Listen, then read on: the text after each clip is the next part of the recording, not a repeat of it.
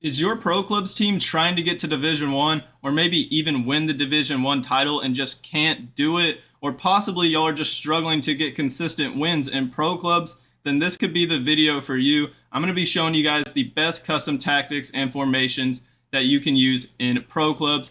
I'm experienced in pro clubs. I've been playing pro clubs for about 10 years, I'd say, and have a lot of experience with the tactics, the custom formations, and then just the gameplay. And I do realize that changing the custom formation and tactics won't improve your team drastically. There's a lot of other factors at play to improve your overall team's gameplay, but I do hope this video helps your club out a bit. So let's get started. The first thing that I want to go over is actually in the AI player customization page. You can customize and change the look of your AI players, and you can also change their preferred foot, which is what I'm going to be focusing on. As you can see, this guy, the goalkeeper, is listed as righty, and when you make a new club in pro clubs, all of the AI players are defaulted to right foot, and that's what you'll want to change, especially for like the left-sided positions, like left back. Most importantly, in my opinion, you're going to want to be left-footed. So our left back is listed at lefty because we have changed it. But if I go to the left wing back, you'll see that she is righty.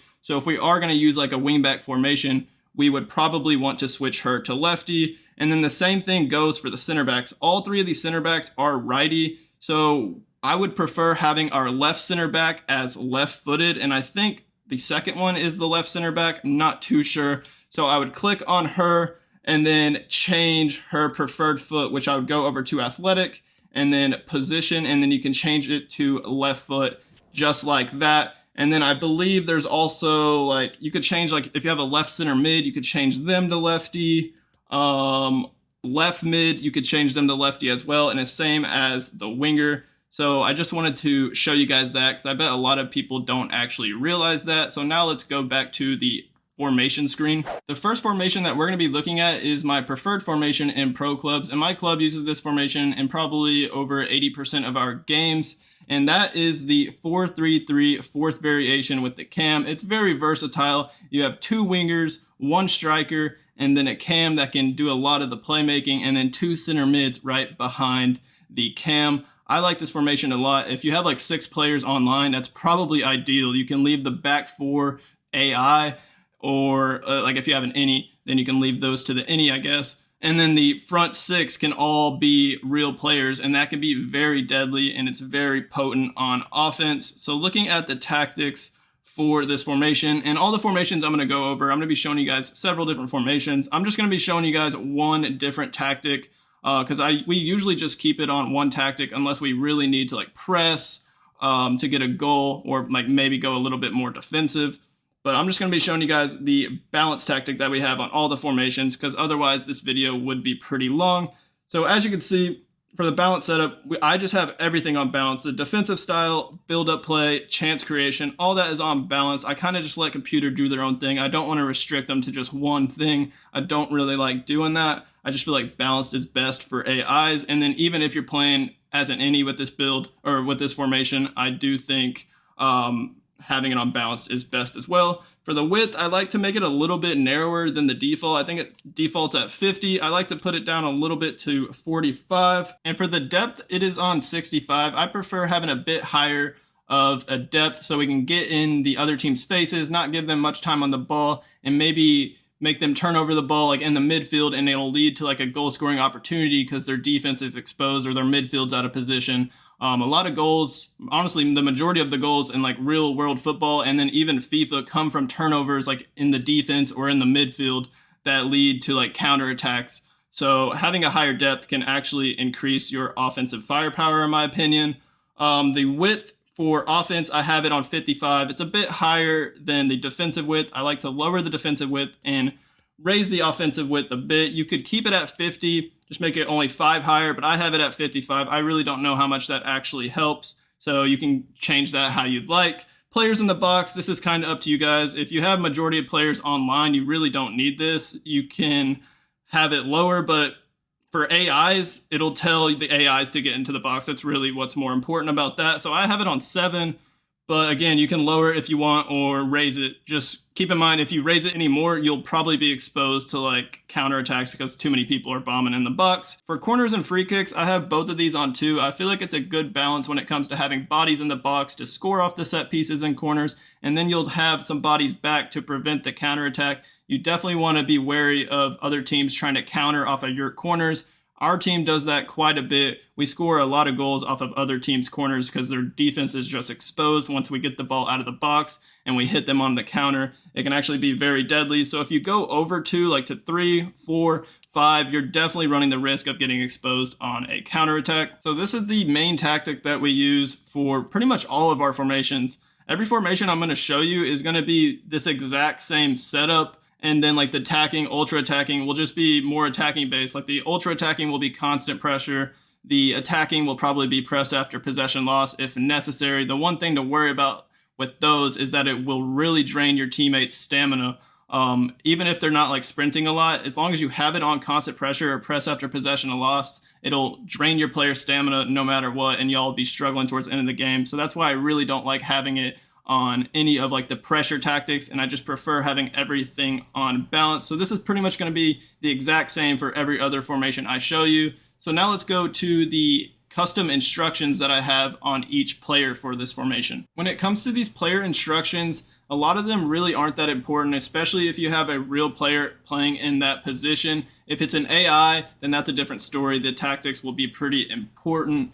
But there's one particular instruction that I've heard is pretty important if it's a real player playing in that formation, and that is when it comes to interceptions. As you can see, I have it on conservative interceptions for this left winger, and they're defaulted to normal interceptions. Apparently, if you have it on like normal or aggressive interceptions, it will affect your real teammates' stamina quite a bit compared to if you have conservative. It will save some of the stamina for you, especially will be helpful towards the end of the game. I don't know if this is completely true. I've just heard about it, haven't really tested it out. Let me know in the comments if y'all know if this is true or have heard anything about this. But for all the positions that you're going to have like real players playing in, you should probably put it on conservative interceptions just to save some stamina for them, because apparently the interceptions tactic is only for AI players. So that's really the main thing here when you are editing the instructions for a real player. Other than that, I would kind of just keep everything on balance so they can really do whatever they want. It's not like restricting them to like stay forward or come back on defense and stuff like that. The cam, I have it on stay forward, stay on the edge of the box for the cross. I don't really know why it's like that. I think that's more for like our any when he has his cam player playing, like his actual player playing cam. But I would just keep that on balance, or really it's up to you guys. But then you'll see that I have that on conservative interceptions as well. The center mids I have on cover center. That's important, especially if they're AIs. You want to have them on cover center so they stay central the entire time. And then I think we do have them on stay back, but if they're real players, I'd prefer just putting that on balance again so they can do whatever they want. But if they're AIs, we kind of prefer having them on stay back. And then the same thing with the fullbacks. We'll have them on stay back unless we're trying to go attacking. Maybe we'll bump them up to balance to have them help out in the attack a bit.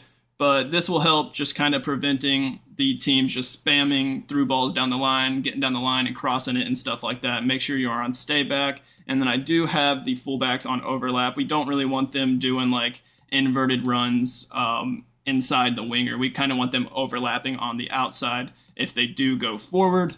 The center backs are just on default, and then the keeper for all of our tactics comes for crosses and sweeper keeper. I just think that's the best. So this is the instructions for the 4-3-3-4. Let's go to the next formation. The second formation I'm going to recommend is probably the most attacking formation out of all the options that I'm going to give you guys, and that is the 4-2-4. There's also other variations that will pretty much play the exact same. There's the 4-4-2 you can use, and then there's the 4-2-2 that instead of their wingers, they're cams.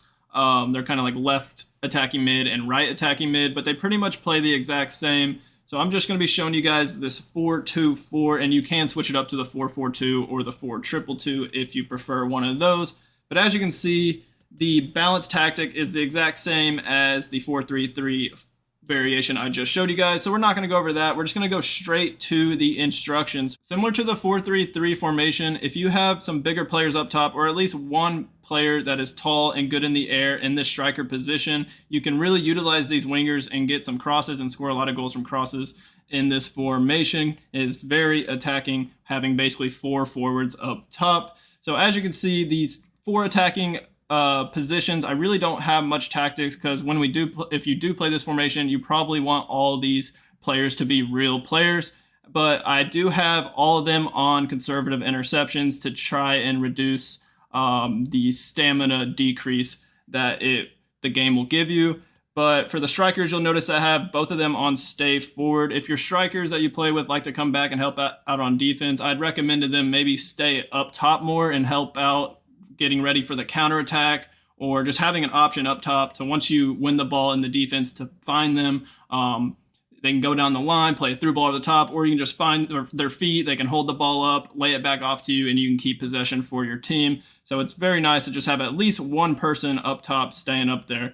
For the center mids, I have both of them on cover center, and then just everything on balance. If they're AIs, you probably want to have them on stay back, or you could just have one on stay back, the other one on balance. It's up to you.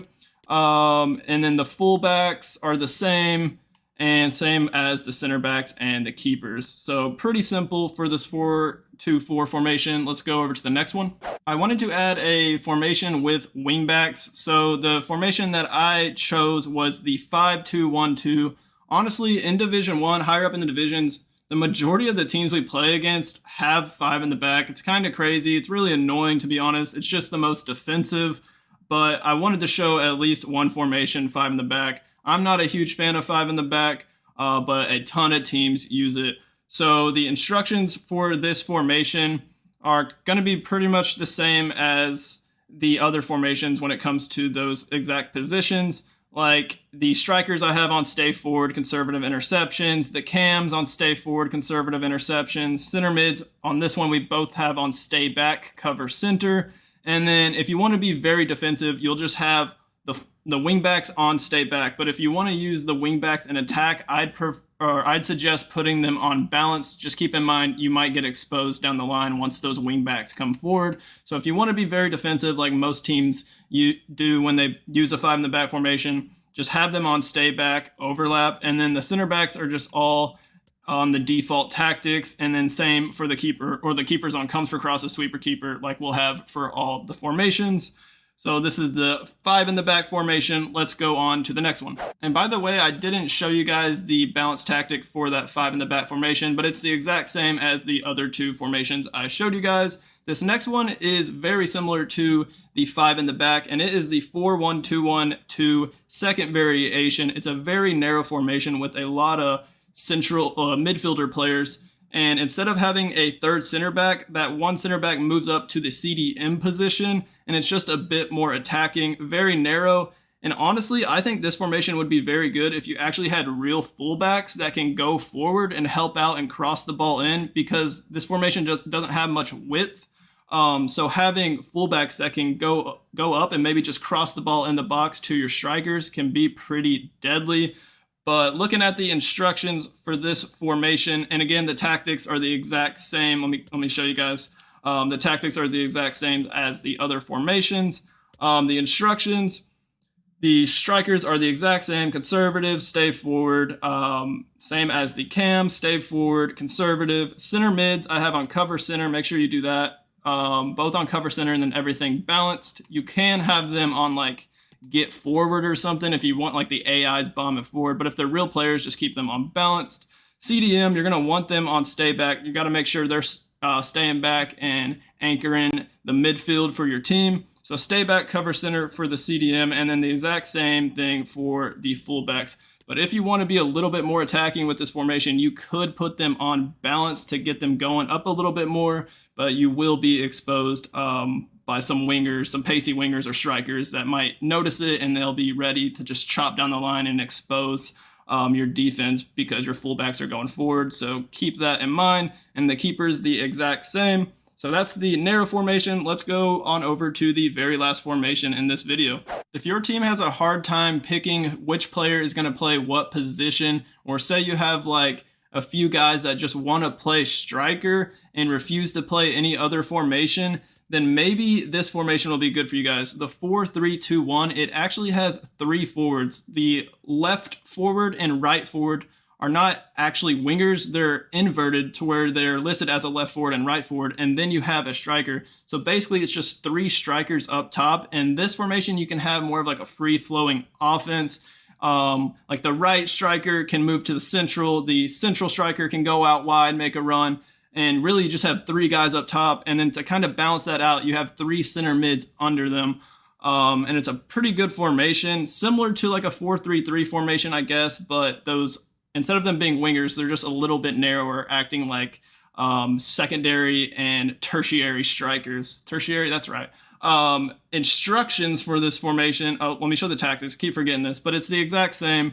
If you want, again, you can lower the depth, raise it if that's better for your team. There's really nothing new here when it comes to the instructions on this formation.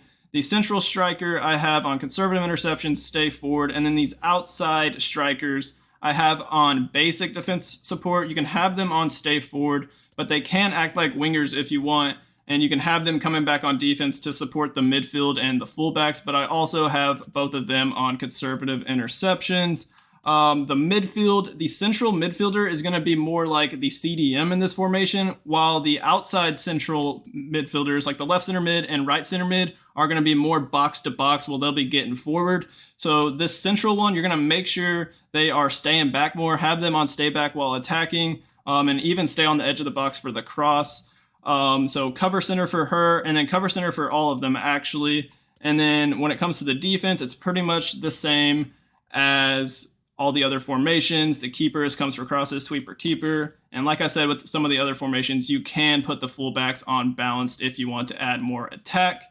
But that is it for this formation, and that's pretty much going to complete the best custom tactics and formations video for FIFA 23 Pro Clubs. Let me know what you think of it in the comments. If you have any suggestions, or just let me know what y'all like to use in your club, your favorite formation, and what y'all have success with. I would love to hear that. Hit that like button on this video for me, and then hit that subscribe button on my channel if you haven't already subbed. And as always, y'all have a great rest of y'all's day, and peace out.